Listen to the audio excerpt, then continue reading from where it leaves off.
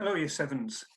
Well, if you're watching this video, you've opened up your email and you clicked on the first link.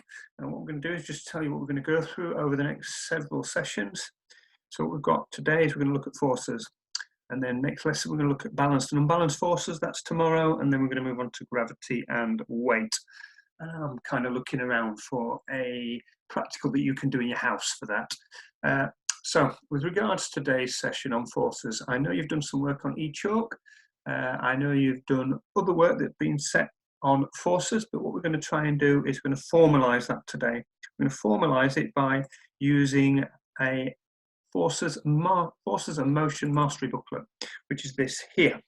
So you've been sent this as well as that little sequence of lessons. You've been sent this is attached to the PowerPoint. So what you need to do is open this up and you need to save it in a signed folder on your computer.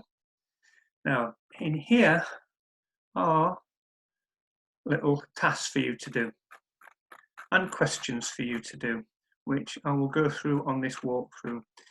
Now, what you need to do is when you answer these, answer them in red so that we know that it's your answer. On the next walkthrough that I'll do, it'll include the answers. So you need to click on that link and then get the answers for the previous lesson. So if you read this information here, what you can actually do is use that information and answer in here. Although I do appreciate that it might not be that straightforward and you might have a little difficulty with that. So what I'm going to ask you to do is click on the other links in the email, which will take you to our first YouTube video, which is this one. Contact and non-contact forces. Don't worry about this here, GCSE physics content. It's just about contact and non-contact forces.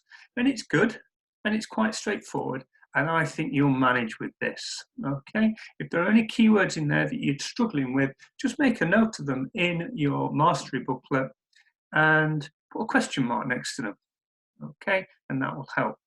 Now, once you've gone through this first video, you should be able to complete this and decide whether or not you have contact or non-contact forces.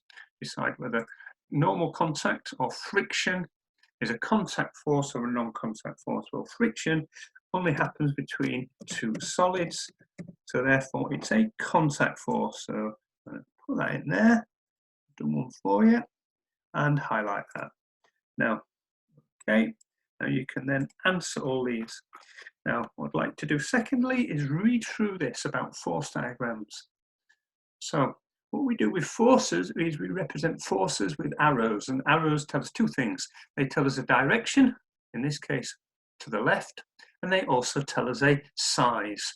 Now you can see this one here, this arrow showing weight, which is going downwards, okay, is quite large. And in fact, if we were to measure the length of that, you would probably see that it would be twice as big as this one and this one.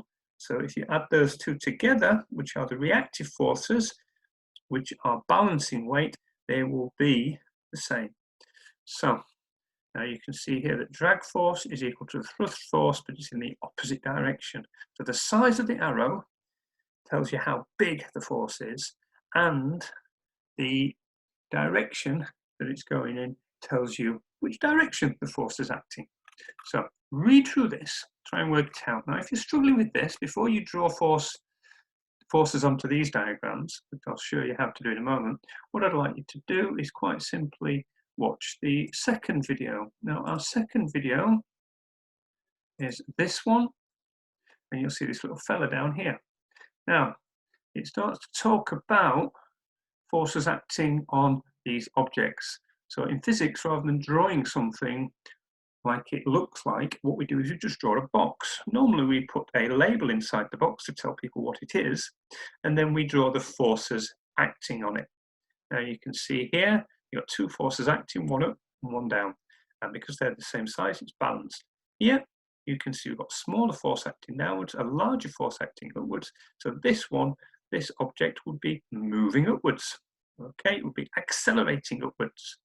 Okay, now here you can see that the size of these forces is placed on these. So we measure forces in newtons, so 25 newtons, 25 newtons. Okay, now don't worry about this here. These little subscripts down here just tell us what kind of force it is. So this is force due to gravity, this is force due to a normal force. Okay, it's at 90 degrees for contact. So here we've got frictional force and that's tension. So don't worry about that for now. But watch the video because it will help you when you come to do your questions in your booklet. So these are the questions in your booklet. There we go. Now this is actually a copied diagram. So what you're going to need to do on this is click next to diagrams and then you're going to have to insert a shape.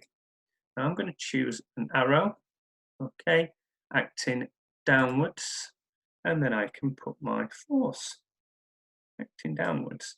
Now, because that duck is not sinking, nor is it flying up into the air, the force acting against the duck's weight, pushing it back up, is the same.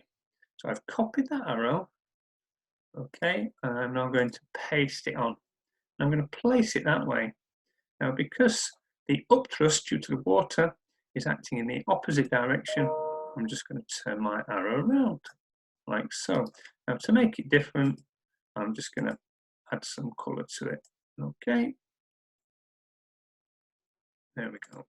So, now what I'm going to do is I'm going to copy and paste so I can use these arrows again on my next diagrams. Okay.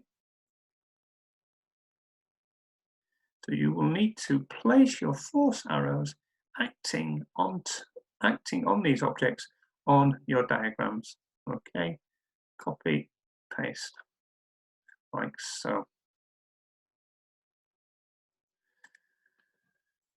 Now, once you've done all that, and they do get more difficult, okay, what I'd like you to do is answer these questions about forces here.